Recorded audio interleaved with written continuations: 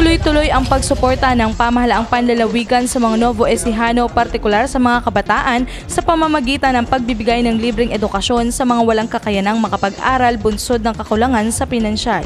Ito ang ipinagmalaki ni PMTC o Provincial Manpower Training Center Chief Officer Raul Esteban, aniya sagot ng pamahalaang panlalawigan sa pangunguna ni Nueva Ecija Governor Aurelio Oy Umali kasama ang national government ang matrikula ng mga estudyante at miscellaneous fees hanggang 800 pesos lamang ang tanging binabayaran ng mga ito.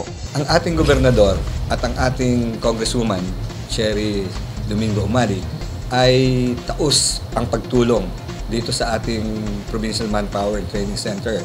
Yung miscellaneous na binabayaran natin na which pinakamataas na yung 800 pesos, wala. Sagot lahat yan ng provincial government through Governor Oy. Marami nagtatanong kung magkano raw ba tuition fee dito sa atin. Actually, walang tuition fee ang ating paaralan, itong ating Manpower Training Center na to. Bagaman libre, siniguro naman ng hepe na pumapantay ang kalidad ng edukasyon ng PMTC sa mga malalaki at pribadong eskwelahan sa probinsya, kung kaya't walang dahilan upang hindi tangkilikin ang napakagandang programa at proyekto na ito ng pamahalaan.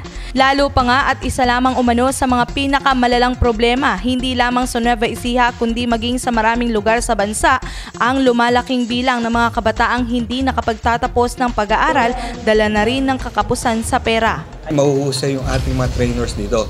Yung trainers nga natin dito, hindi naman permanent contractual lang, pero yung quality ng kanila itinuturo, comparable naman ito sa mga malalaking universidad dito sa ating lungsod. Kumbaga pumapantay po. At saka sila, ma-attend sila ng Marijoy, ma-attend yan ng mga seminars kasi kailangan at hinahanap din ng TESDA. So far, ang accredited courses natin dito, isa pa lamang, yung welding pa lang. Pero 2 of our courses are scheduled for accreditation ngayon siguro June para maihabol natin kasi napag-alaman namin na ang TESDA ngayon may allocation para sa lalawigan lang ng Nueva Ecija.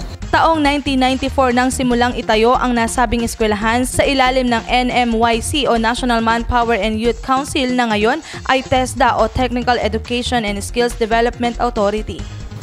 Yung PMTC natin was, before kasi it was under sa National Manpower and Youth Council, which is TESDA na ngayon.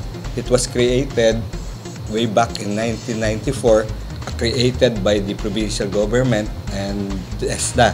Kaya kung kaya't naipanganak itong Provincial Manpower and Training Center. Sa huli, ipinangako ni Esteban na mas pag-iibayuhin pa ng kanilang pamunuan katuwang ang pamahalaang panlalawigan ang pagbibigay ng serbisyo publiko, lalo na nga't ito ang kinakailangan ng marami nating mga kababayan. Mary Joy Perez para sa Balitang Unang Sigaw.